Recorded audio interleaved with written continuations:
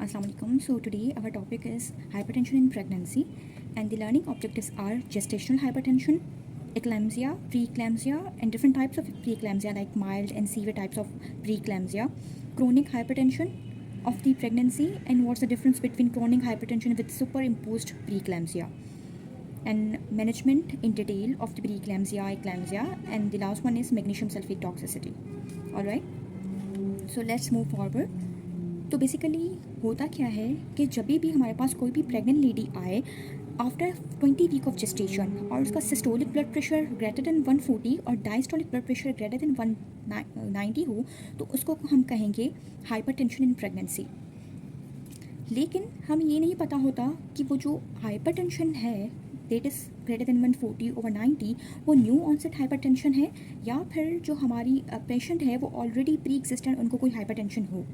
तो कैसे हम डिफ्रेंशिएट करेंगे आफ्टर 20 वीक्स से 20 वीक से पहले अगर पेशेंट नॉर्मोटेंसिव थी, पहले नॉर्मोटेंसिव थी लेकिन अब वो हाइपरटेंसिव हुई है तो उसको हम कहेंगे जेस्टेशनल हाइपरटेंशन। ऑलराइट। लेकिन अगर 20 वीक्स के बाद पेशेंट का ब्लड प्रेशर 140 ओवर 90 हो लेकिन before that even before the pregnancy blood pressure of the patient is greater than 140 over 90 तो उसको हम कहेंगे क्रोनिक हाइपरटेंशन।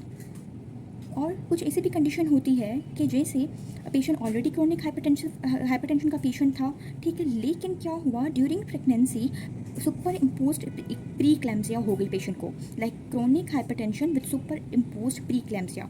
तो कैसे हम डिफ्रेंशिएट करेंगे क्योंकि पहले भी पेशेंट हाइपरटेंसिव थी और अभी पेशेंट हाइपरटेंसिव है, तो कैसे हम डिफ्रेंशिएट करेंगे कि ये क्रोनिक हाइपरटेंशन है या chronic hypertension with super imposed eclampsia pre eclampsia है। तो उसके कुछ फैक्टर्स होते हैं, लाइक जो chronic hypertension with super impose preeclampsia होगा उसमें कैरेक्टरिस्टिक्स ये हैं कि उसमें वर्सनिंग हाइपरटेंशन होगी। सपोज अगर पहले पेशेंट का बेसलाइन जो ब्लड प्रेशर था वो 140 ओवर 90 था तो अब पेशेंट का जो ब्लड प्रेशर होगा वो ग्रेटर देन 160 ओवर 110 होगा, ठीक। और बाकी कैरेक्टरिस्टिक्स लाइक क्रिएटिनिन पेशेंट का इंक्रीज होगा, ट्रांसअमाइनेज लेवल 2 टाइम्स इंक्रीज होगी, प्रोटीन यूरिया होगा और लो प्लेटलेट्स होंगे।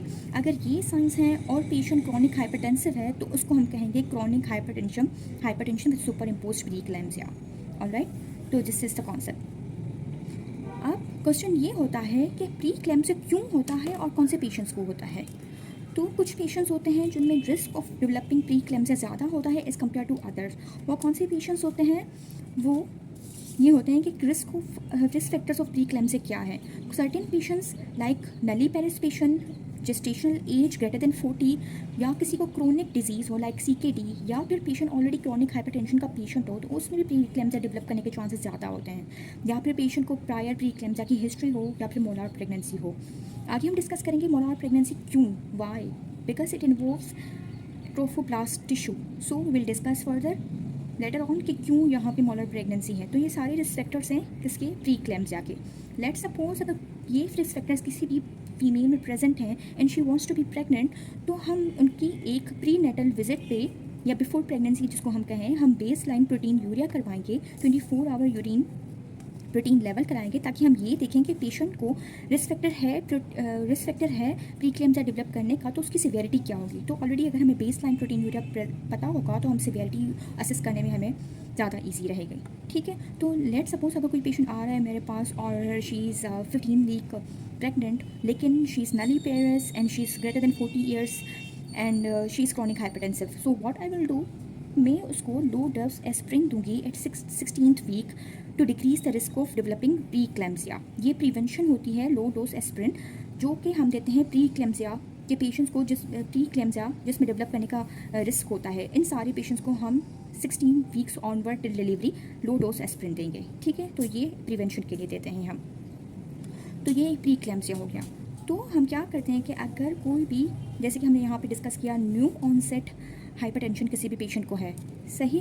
तो न्यू ऑनसेट हाइपरटेंशन अगर किसी भी पेशेंट को है तो हम फर्दर प्रोसीड कैसे करेंगे। पेशेंट मेरे पास आया 22 weeks of gestation, her blood pressure is greater then 140 over 90, how I will proceed. तो मैं क्या करूँगी, पहले तो कंफर्म करूँगी कि ये प्री क्लैम्सिया है या नहीं। कंफर्म कैसे करेंगे, इसकी डायग्नोसिस कंफर्म करने के लिए हम 2 ओकेजन्स पे ब्लड प्रेशर लेंगे और दोनों का जो ब्लड प्रेशर की वैल्यू है वो ग्रेटर देन 140 ओवर 90 आनी चाहिए, ठीक है। और ये जो दोनों रीडिंग्स हों वो 4 आवर्स अपार्ट होनी चाहिए। तो ये डायग्नोसिस हमें कंफर्म करेंगे या दिस इज हाइपरटेंसिव। और उसके बाद मेरा सेकंड गोल क्या होगा कि मैं क्लासीफाई करूँगी कि ये सिर्फ जेस्टेशनल हाइपरटेंशन है, प्री क्लैम्सिया है या एक्लैम्सिया है। उसके लिए एक टेस्ट होता है जिसको हम कहते हैं 24 hour urine collection for protein. बाकी टेस्ट भी होते हैं प्रोटीन डिपस्टिक और प्रोटीन और creatinine ratio, but gold standard जो है वो protein 24 hour protein collection for urine collection for protein, ये गोल्ड स्टैंडर्ड टेस्ट है। तो उससे हम डिफ्रेंशिएट करते हैं। अगर सिर्फ ब्लड प्रेशर हुआ ग्रेटर देन 40/90 तो उसको हम कहेंगे जेस्टेशनल हाइपरटेंशन। अगर पेशेंट को high blood pressure plus patient को प्रोटीन यूरिया है तो उसको हम कहेंगे प्री क्लैम्सिया। और अगर प्री क्लैम्सिया के साथ पेशेंट को जनरलाइज टोनिक क्लोनिक सीजर्स हैं तो उसको हम कहेंगे एक्लैम्सिया। ठीक, बट द क्वेश्चन इज़ कि ये होता क्यों है, उसकी पैथोफिजियोलॉजी क्या है, वाई इट डेवलप्स। इसकी पैथोफिजियोलॉजी बेसिकली स्टार्ट होती है एबनॉर्मल प्लेसेंटेशन से। As I told you earlier कि मोलार प्रेगनेंसी में ज़्यादा चांसेस होते हैं प्री क्लैम्सिया के, क्योंकि मोलार प्रेगनेंसी में क्या होता है, जो फर्टिलाइजेशन होती है वो सही नहीं होती और जो टिश्यू होता है प्लेसेंटल टिश्यू वो एबनॉर्मल होता है। ट्रोफोब्लास्ट जो होते हैं वो एबनॉर्मल होते हैं, जिसकी वजह से जो एबनॉर्मलिटी है वो डेवलप होती है और फर्दर प्रोसीड करती है लाइक स्टोम अपीयरेंस एंड एवरीथिंग। ठीक, तो होता क्या है बेसिकली एबनॉर्मल प्रेजेंटेशन होती है। इसमें नॉर्मली क्या होता है और एबनॉर्मली यहाँ पे हम कंपेयर करेंगे। नॉर्मली क्या होता है कि जहाँ पे जो स्पाइरल आर्टरीज होती हैं उसको साइटोट्रोफोब्लास्ट इन्वेड करते हैं और जो नॉर्मल डायमीटर होता है या उससे डायलेशन हो जाती है और सफिशिएंट ब्लड प्लेसेंटा को पहुँचता है और वो जो रिक्वायरमेंट होती है फीटस की वो प्रॉपर मेंटेन हो रही होती है। लेकिन कुछ कंडीशन में एबनॉर्मल प्रेजेंटेशन होती है, जिसका मतलब कि जो साइटोट्रोफोब्लास्ट है वो इन्वेड ही नहीं करेंगे। ये the blue one is cytotrophoblast and the red one is spiral artery. And look the difference, यहाँ पे जो साइटोट्रोफोब्लास्ट है वो इन्वेड ही नहीं कर रहे। जब यहाँ पे इन्वेड ही नहीं करेंगे तो क्या होगा, जो स्पाइरल आर्टरी है वो नैरो ही रहेगी और जो सर्कुलेशन है प्लेसेंटल सर्कुलेशन वो डिक्रीज़ हो जाएगी। तो क्या होगा कि हाई रेजिस्टेंस होगी और लो फ्लो होगा। हाई रेजिस्टेंस और लो फ्लो की वजह से प्लेसेंटल इस्कीमिया हो जाएगी। जब प्लेसेंटल इस्कीमिया होगी उसकी वजह से क्या होगा, वाइड स्प्रेड एंडोथीलियल डिसफंक्शन होगा। ठीक है, एंडोथीलियल डिसफंक्शन होगा, वाइड स्प्रेड एंडोथीलियल डिसफंक्शन होगा और उसके बाद क्या होगा, ये ट्रिगर करेगा वेजोस्पाज्म को। ओवरऑल पूरी बॉडी में वेजोस्पाज्म हो जाएगी और वेजोस्पाज्म की वजह से आफ्टर लोड इंक्रीज़ होगा और हेंस ब्लड प्रेशर पूरी बॉडी में इंक्रीज़ हो जाएगा। ठीक, और दूसरा क्योंकि यहाँ पे प्लेसेंटल इस्कीमिया हो रही है तो यूट्रो प्लेसेंटल इनसफिशिएंसी होगी, मतलब प्लेसेंटा को तो मिलेगा ही नहीं। अगर प्लेसेंटा को नहीं मिलेगा, ब्लड प्लेसेंटा में आएगा ही नहीं तो ओलिगोहाइड्रोएमनियोस हो जाएगा और यूट्राइन की size as compare to normal uterus decrease हो जाएगी और IUGR होगा, इंट्रा यूट्राइन ग्रोथ रिस्ट्रिक्शन होगी बेबी फीटस की और प्री टर्म के चांसेस बहुत ज़्यादा बढ़ जाएंगे। ठीक, तो ये बेसिकली क्यों हो रहा था, एबनॉर्मल प्लेसेंटेशन की वजह से वाइड स्प्रेड वेजोस्पाज्म हुई, आफ्टर लोड इंक्रीज़ हुआ, ओवरऑल ब्लड प्रेशर इंक्रीज़ हुआ। ये बेसिकली ब्लड प्रेशर पता है क्यों इंक्रीज़ हुआ है, ताकि यहाँ पे जो डिक्रीज़ हुआ है ब्लड फ्लो उसको मेंटेन करने के लिए ये अटैम्प्ट है कि ब्लड प्रेशर इंक्रीज़ करने की वजह से मे भी यहाँ पे जो फ्लो है वो इंक्रीज़ हो जाए तो ओवरऑल मे भी बेबी के लिए ये बेनिफिशियल हो। लेकिन होता क्या है कि इतना सीवियर होता है blood pressure and organ damage कर देता है, जिसकी वजह से हमारे पास वर्स जो है वो आउटकम्स होते हैं इसके अलावा वाइड स्प्रेड प्लेटलेट एक्टिवेशन होती है और वाइड स्प्रेड माइक्रोथ्रोम्बाई बनते हैं, जिसकी वजह से माइक्रोएंजियोपैथिक हीमोलाइटिक एनीमिया होता है और थ्रोम्बोसाइटोपेनिया होता है। सही, तो इस ब्लड प्रेशर जो इंक्रीज़ होता है बेसिकली ये जो इंक्रीज ब्लड प्रेशर है यही इसकी वजह से ही बहुत सारी जो वर्स आउटकम्स हैं वो होते हैं। उसमें क्या इंक्लूडेड है, इसको हम कहते हैं एंड ऑर्गन डैमेज। सही, एंड ऑर्गन डैमेज में क्या क्या होता है, डिफरेंट ऑर्गन्स जो हमारे वाइटल्स ऑर्गन्स हैं वो इन्वॉल्व होते हैं। लाइक जब ब्रेन में वेजोस्पाज्म होगा तो क्या होगा, ब्लड फ्लो डिक्रीज होगा।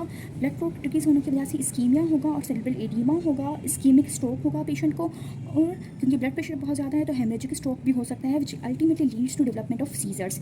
दीज बोथ सेरेब्रल एडीमा और haemorrhagic stroke can lead to seizures. And second one is headache, severe headache, patient को थ्रॉबिंग हेडेक होंगे।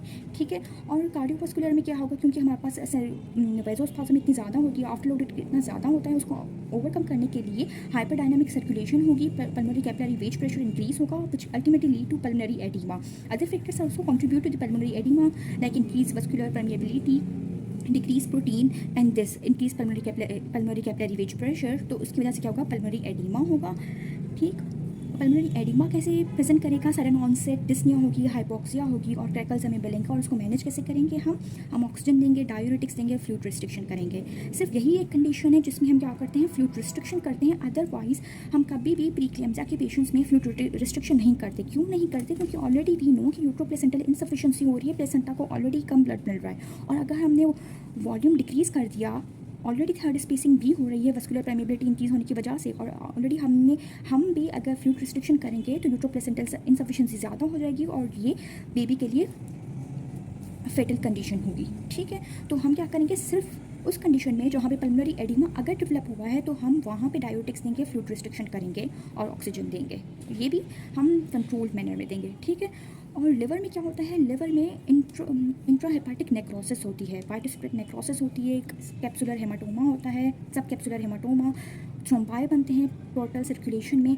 तो ओवरऑल होता क्या है कि लिवर एंजाइम्स हमारे पास इंक्रीज़ हो जाते हैं और एपिगैस्ट्रिक पेन होता है। अब हमने पढ़ लिया कि हेडेक क्यों हो रहा है, पल्मोनरी एडिमा क्यों हो रहा है, एपिगैस्ट्रिक क्यों हो रहा है, जो हमने साइंस सारे पढ़े थे ना सिम्टम्स के, उसका रीज़न ये हैं।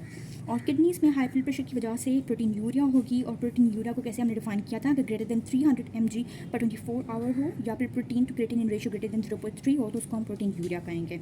उसके अलावा आइस में क्योंकि रेटिनल आर्टरी वेसोस्पाज़म होते हैं तो उसकी वजह से ब्लड विजन होगी, उसको टोमा मतलब सडन पार्शल विजन लॉस हो जाएगी। तो ऐसे भी प्रेजेंट कर सकते हैं पेशेंट। मतलब जो हमारे पास प्रीक्लेम्सिया के पेशेंट्स हैं वो डिफरेंटली प्रेजेंट कर सकते हैं। शी में present with headache, blood vision, pulmonary oedema, capsular haematoma और एपिगैस्ट्रिक पेन। और उसके बाकी जो कॉन्सिक्वेंसेस होते हैं उसमें इंक्लूडेड है जो सीवियर प्रीक्लेम्सिया होता है, उसकी अल्टीमेटली क्या हो सकता है कि यूट्राइन रप्चर भी हो सकता है, DIC कन्वर्जन्स जो कि हम क्लेम्सिया में पढ़ेंगे, और हेल्प सिंड्रोम भी हो सकता है। हेल्प सिंड्रोम में क्या होता है, हीमोलाइसिस होती है, elevated liver enzyme and low platelet. We know all reasons for all of these. We read के माइक्रोएंजियोपैथिक हीमोलाइटिक अनीमिया होता है, why because wide spread platelet activation होती है जिसकी वजह से माइक्रोथ्रोम्बाई बनते हैं। तो माइक्रोएंजियोपैथिक हीमोलाइटिक अनीमिया हुआ, थ्रोम्बोसाइटोपिनिया हुआ। ठीक।